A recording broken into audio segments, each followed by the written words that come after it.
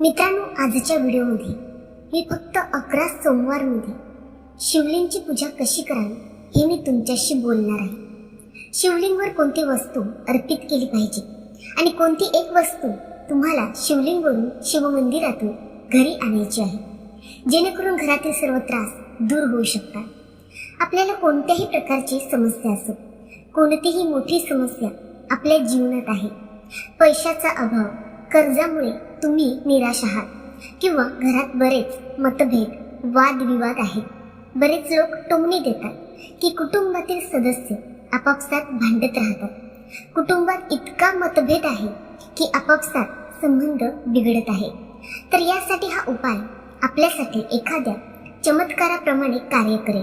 तसेच जर आपण पितृदोषाने त्रस्त असाल तर काही काळापूर्वी एक कमेंट आली होती की पितृदोषामुळे घरात सर्व प्रकारच्या समस्या आहेत। जर पितृदोष झाला तर घरात शुभ कार्य होत नाही, मुले मोठी होतात पण त्यांचे लग्न जमत नाही, घरात पैसे येतात पण टिकत नाही किंवा पैशाचे आगमन होत नाही, आपले कर्जात किती पैसे अडकले हे सांगू शकत नाही, एक मोठा व्यवसाय आहे आणि जर पितृदोष आपल्या घरात असेल तर व्यवसाय कार्य करत नाही, आपण जिथे जिथे पैसे गुंतवाल तिथे ते बुडतात। जर अशी परिस्थिती असेल तर या पितृदोषाला समजून घेतल्यास लक्षणे तुम्हाला समजते। बऱ्याच प्रकारे जर पितृ तुमच्यावर रागवले तर ते तुम्हाला दर्शवितात आणि तुमचे त्रास वाढवतात, म्हणून यासाठी देखील हा रामबाण उपायासारखे कार्य करेल। घरात वास्तुदोषामुळे अडचण येत असेल तर एखाद्याला नोकरी मिळविण्यात एखादी समस्या उद्भवली असेल किंवा व्यवसायात एखादी समस्या उद्भवली असेल तर आपल्याला हा उपाय केल्याने निश्चितच फायदा होईल। मग मी तुम्हाला सांगू इच्छिते की आपण हा उपाय केला पाहिजे, तर पूर्ण आत्मविश्वास वाढवा, तर नक्कीच आपले त्रास केवळ 11 सोमवारी कमी होऊ लागतील आणि आपण हा उपाय नियमितपणे करत राहिल्यास थोड्या वेळात आपल्या आयुष्यातून जे काही पितृदोषामुळे समस्या आहे, जे काही पितृदोष आहे, आपण सर्व त्रासांपासून मुक्त व्हाल। जमल्यास व्हिडिओ पूर्णपणे पहा आणि विश्वासाने हा उपाय करा।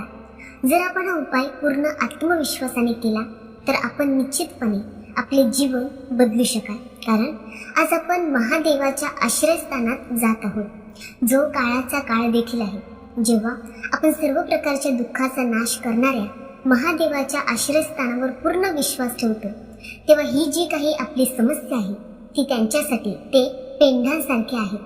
म्हणून मी असे म्हणत आहे की जर तुमचा पूर्ण विश्वास असेल तर मग महादेवाचा हा उपाय काय आहे ते लक्षपूर्वक ऐका।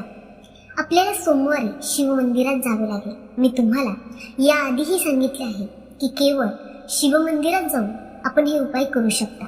जर घरात शिवलिंग असेल तर आपण हे उपाय तिथे घरात करू शकत नाही। हा उपाय करण्यासाठी बाहेर आपल्याला मंदिरातच जावे लागेल। बरेच लोक या प्रश्नावर येतात की जर घरात शिवलिंग असेल तर आपण तिथे हा उपाय करू शकतो का? तर करू शकत नाही। मंदिरात न जाता या उपायाचा आपल्याला फायदा होणार नाही, कारण मंदिरात घडणारे शिवलिंग घरात ठेवलेल्या शिवलिंगापासून त्याची ऊर्जा अधिक शक्तिशाली आहे, म्हणून जेव्हा मंदिरात जाऊन पूजा केली जाते तेव्हा पटकन ती फलदायी होते। जेव्हा जेव्हा आपल्याला कोणताही उपाय करावा लागतो, जर तुम्हाला फार लवकर फायदा घ्यायचा असेल तर मंदिरात जा आणि उपासना करा। जर आपण कोणत्याही देवीच्या मंदिरात गेलो आणि घरात त्या देवतांची उपासना केली तर यात खूप फरक आहे। जर तुम्हाला खूप त्रास होत असेल तर मंदिराला भेट देण्याचा प्रयत्न करा। जर अर्ध्याहून अधिक अडचणी असतील तर ते फक्त मंदिरात दर्शनाने मात केली जाईल। मंदिरात पाय ठेवून शरीरातून नकारात्मक ऊर्जा बाहेर काढून टाकली जाते, मग मंदिरात जाऊन शिवमंदिरात जाण्याचा प्रयत्न करा। आता भगवान भोलेनाथांची उपासना करण्यासाठी आपल्याकडे सामग्री काय असावी, तर उपासनेच्या सामग्रीमध्ये प्रथम अभिषेकची सामग्री असावी। आपण जलाभिषेक करू शकता। जर आपल्याकडे कच्चे दूध असेल तर आपण कच्चे दूध घेऊ शकता। जर पंचामृतची एखादी प्रणाली असेल तर आपण दूध, दही, तूप, मध, साखर याप्रमाणे अभिषेक करू शकता। आपण या 5 गोष्टी मिसळून पंचामृत बनवून अभिषेक करू शकता, किंवा आपण या घटकांमधून भिन्न अभिषेक करू शकता, जसे की आपण या सर्व वस्तू अभिषेकामध्ये वापरू शकता। बऱ्याच भक्तांना असा प्रश्न असेल की आपल्याकडे पंचामृत नसेल तर आपण काय करावे. तर तुम्ही पंचामृत घेणे आवश्यक नाही. जर तुम्ही घरातील जल घेतले तर आपण त्या जलने अभिषेक करू शकता. पण शक्य आणि उपलब्ध असेल तर आपण पंचामृत सह सामग्री अभिषेक करावी. कारण पंचामृत सह अभिषेक केल्याने मनाच्या सर्व इच्छा पूर्ण होतात. जरी आपण आपल्या आनंद आणि समृद्धीची इच्छा बाळगली असली तरीही मुलांच्या इच्छा, लग्नाची इच्छा, रोगांपासून मुक्त होऊ इच्छित आहेत, घरात संपत्ती, वैभव हवे आहे, ही इतर कोणतीही विशेष इच्छा असावी, सर्व प्रकारची इच्छा पंचामृत सह अभिषेक करून पूर्ण केल्या आहे. म्हणून शक्य असल्यास आपण लवकरच पंचामृतची व्यवस्था करावी. परंतु जर पंचामृत नसेल तर नाराज होण्याची गरज नाही. आपल्याकडे जे काही सामग्री आहे ते भगवान भोलेनाथ यांना अभिषेकासाठी घ्या. तेथे पाणी असणे आवश्यक आहे. घरातून थोडेसे गंगाजल आणि शुद्ध जल घ्या. गंगाजल आपण आपल्या घरातून घेतो शिवलिंगला अभिषेक करण्यासाठी. त्यात सर्व प्रकारच्या पवित्र नद्यांचे पाणी असते. या व्यतिरिक्त भगवान भोलेनाथ यांच्या अभिषेकासाठी जेव्हा आपण घरातून पाणी घेतो आणि पवित्र करतो तेव्हा आपल्या घराचे सर्व दोष दूर केले जातात. पितृदोष, वास्तुदोष, कोणत्याही प्रकारचे ग्रहांचे दोष, कुटुंबातील कोणत्याही सदस्यावर कोणत्याही प्रकारची नकारात्मक ऊर्जा असते किंवा रोग ही एक समस्या आहे जी अशा प्रकारच्या समस्या आहे जी नकारात्मक ऊर्जा आहे ते संपते. जेव्हा आपण मंदिरात जातो तेव्हा आपण घरातून पाणी घेऊन जायचं आहे. बरेच लोक म्हणतात की मंदिरातच पाण्याची व्यवस्था असते, मग आम्ही तिथून पाणी भरतो आणि शिवलिंगवर अर्पण करतो. पण आपण मंदिरातील जल वापरल्यास आपल्याला फायदा होत नाही. तर मंदिरात जाण्याआधी आपल्या घराच्या समस्या जे काही आहेत ते बरेच दूर होण्यासाठी जेव्हा आपण आपल्या घरातून पाणी, जल घ्याल आणि भगवान भोलेनाथ यांना अभिषेक कराल त्यावेळी समस्या संपतील. तर आपण शुद्ध पाणी भरून भगवान भोलेनाथला अभिषेक करण्यासाठी घरातून जल घेऊ शकता. आणि जर आपल्याला उपासनेच्या साहित्यात बेलपत्र मिळाले तर आपण बेलपत्र घेऊ शकता. पांढरं चंदन घ्या. भोलेनाथाला अर्पण करण्यासाठी आपण दिवा घेणे आवश्यक आहे.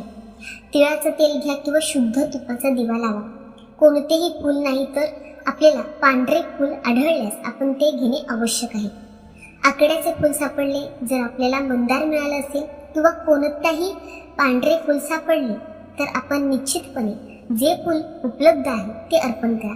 तुम्हाला शिव मंदिरात जावे लागेल जिथे तुम्हाला भगवान भोलेनाथाची उपासना करावी लागेल. ठीक आहे. मी इथे आणखीन एक गोष्ट सांगेन. जर तुमच्या घराभोवती असे मंदिर असेल तर म्हणजेच एक शिवालय आहे जो पिंपळ वृक्ष आहे, पिंपळ या झाडाखाली आहे, तर तुम्हाला लवकरच अशा शिवलिंगाची उपासना करून फायदा होईल. तर असे शिवलिंग असेल तर तुम्ही तिथे जायलाच हवे.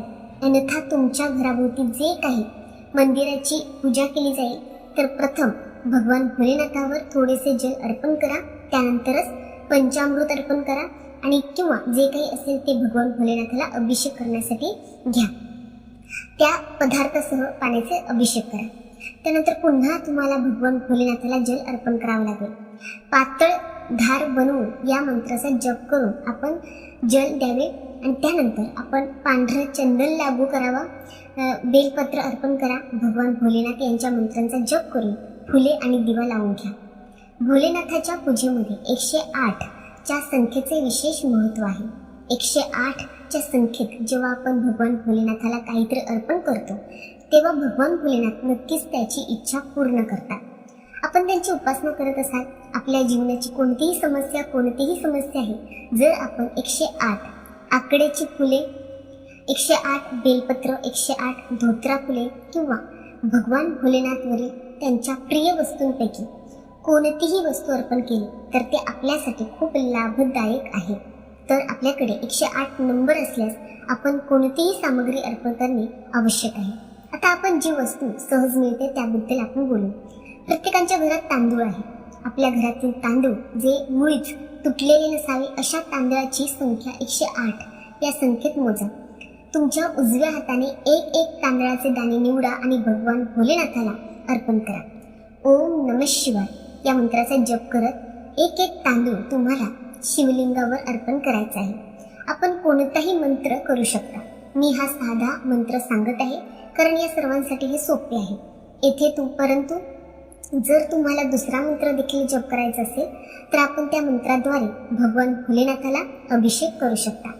त्या मंदिरातून आपण भगवान भोलेनाथाची उपासना करू शकता आणि 108 दाणे तांदूळ दिल्यानंतर भगवान भोलेनाथाची आरती कापूरने करून घ्यायची आहे. आपल्या मनातली इच्छा आहे त्याला पूर्ण करण्यासाठी भगवान भोलेनाथ यांना प्रार्थना करा आणि काही काळ मंदिरात बसून भगवान भोलेनाथ यांच्या नावाचा मंत्र जप करा.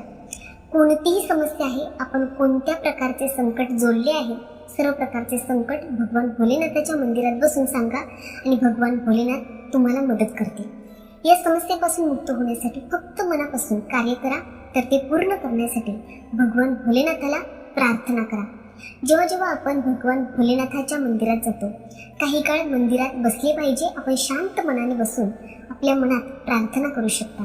कोणतीही अडचण नसली तरीही एखाद्याने थोड्या वेळासाठी बसून त्याच्या मनातून भगवान भोलेनाथ यांचे आभार मानले पाहिजे. देवाने आम्हाला प्रत्येक गोष्टीसाठी जे काही प्रदान केले आहे त्याबद्दल धन्यवाद बोला. आता या पूजामध्ये काय विशेष आहे असे तुम्ही म्हणाल. आम्ही प्रत्येक वेळी अशीच उपासना करतो. तर पहा, या पूजामधील विशेष गोष्ट म्हणजे आपल्याला एकाच वेळी मंदिरात जावे लागेल. याचा अर्थ असा आहे की आपण सकाळी 8 वाजता मंदिरात गेलात तर दर सोमवारी तुम्हाला सकाळी 8 वाजता मंदिरात जावे लागेल. 5 किंवा 10 मिनिटांचा फरक असेल तर चालेल, परंतु असे होऊ नये की आज आपण सकाळी किंवा संध्याकाळी 7 वाजता जात आहात, उद्या आपण 9 वाजता जाल. आपल्याला दर सोमवारी एकाच वेळी मंदिरात जावे लागेल. दुसरे म्हणजे भगवान भोलेनाथांची उपासना करण्यासाठी आपण जे काही सामग्री 108 या संख्येमध्ये घेतलं आहे, जर आपण तांदळाचे दाणे वाहून घेत असाल किंवा आपण आकड्याची फुले घेत असाल, बेलपत्र घेत असाल, तर आपण दर सोमवारी 108 या संख्येने तीच वस्तू घेतली पाहिजे. असलेली कोणतीही सामग्री, समान सामग्री 108 मध्ये घ्यावी लागेल. आणि आपल्याला काळे किंवा निळे कपडे घालायचे नाही आहे. असे कपडे घालून मंदिरात जाण्याची गरज नाही. आपल्याला याचीही काळजी घ्यावी लागेल. आणि त्यानंतर दर सोमवारी आपल्याला मंदिरात जावं लागेल. आपली इच्छा पूर्ण होईपर्यंत आपण संपूर्ण संयमाने पूर्ण विश्वास ठेवून शिव मंदिरात जाल. दर सोमवारी मला खात्री आहे की 11 सोमवारमध्ये आपली कोणतीही इच्छा पूर्ण होईल. आणि ती पूर्ण झाली नाही तर यास थोडा वेळ लागतो, कारण बऱ्याच वेळा आपले नशीब असे आहे की पूजा पठण करूनही बराच वेळ लागतो. ते प्रारब्ध कमी होण्यासाठी आपण धीर धरावा. भगवानच्या आश्रयामध्ये सतत राहा. आपली इच्छा नक्कीच पूर्ण होईल. काही समस्या जर आपण भोलेनाथाच्या आश्रयस्थानात गेला असाल तर प्रत्येक समस्या दूर होईल. या मनावर पुढील महिलेचा प्रश्न असा असेल की आम्ही 11 सोमवार सतत कसे जाऊ? मासिक पाळीच्या कालखंडात पूजा कशी करावी? तर पहा, या कालावधीत तुम्ही उपासना करणार नाही, परंतु जेव्हा तो कालावधी संपेल तेव्हा आपण शुद्ध दिवसांवर उपासना करू शकता. शास्त्रवचनांमध्ये स्त्रियांसाठी फक्त एक विशेष सवलत आहे की जेव्हा आपण या दिवसात असतो आणि नंतर आपण पूजा सोडतो तेव्हा तो दोष मानला जात नाही. जर आपण सामान्य स्थितीत शुद्ध असाल तर आपण मंदिरात जाणे आवश्यक आहे. आता आपण भगवान भोलेनाथाला जल अर्पण केल्यानंतर शिवालयातून, त्या मंदिरातून आपल्याला काय घरी घेऊन यायचं आहे हे आता मी तुम्हाला सांगते. जेव्हा तुम्ही शिवलिंगवर जल अर्पण करता ते पाणी आवश्यक आहे. आपण 2 चमचे 3 चमचे ते जल घरी घेऊन ये. परंतु लक्षात ठेवा की आपण आपल्या पात्रातील पाणी, सर्व जल शिवलिंगावर अर्पण करून त्याच पाण्यातून पाणी घ्यावं लागेल आणि आपण ते पाणी आपल्या घरात आणायचं आहे. त्या पाण्याने संपूर्ण घरामध्ये ते पाणी घरातील कोपऱ्यामध्ये शिंपडायचं आहे. घराच्या सदस्यांवर पाण्याने शिंपडायचं आहे. सर्वांमधून नकारात्मक ऊर्जा काढली पाहिजे. घरातून वाईट ऊर्जा काढून टाकली जाईल. घराच्या मुख्य गेटवर पाणी शिंपडा, जेणेकरून कोणाचाही वाईट परिणाम आपल्या घरावरती झाला असेल किंवा आपल्या घराभोवती कोणत्याही प्रकारची नकारात्मक शक्ती असेल तर ती निघून जाईल. घरात शिवलिंगवरील पाणी आपल्या घरातून सर्व प्रकारचे दुःख नष्ट करेल. गरीबपणा नष्ट होईल. हा मतभेद देखील घरातून काढला जाईल. कुटुंबातील सर्व सदस्यांमध्ये प्रेमाची भावना देखील वाढेल. याचा अर्थ असा आहे की कुटुंबातील बऱ्याच सदस्यांमध्ये संबंध खराब झाला असेल तर लवकरच हा उपाय करा कुटुंबातील सर्व सदस्यांनी सुद्धा एकमेकांशी सहमत असले पाहिजे. ते जल अमृत सारखं आहे. शास्त्रवचनांमध्ये असे म्हटले जाते की सर्व देवी देवता तेथे पाणी पिण्यासाठी शिवलिंगाभोवती उभे असतात. तर भोलेनाथावर पूर्ण विश्वास ठेवा आणि आदर ठेवून हे 11 सोमवार पूर्ण करा. श्री स्वामी समर्थ. जय जय स्वामी समर्थ. ओम नमः शिवाय. हर हर महादेव. धन्यवाद.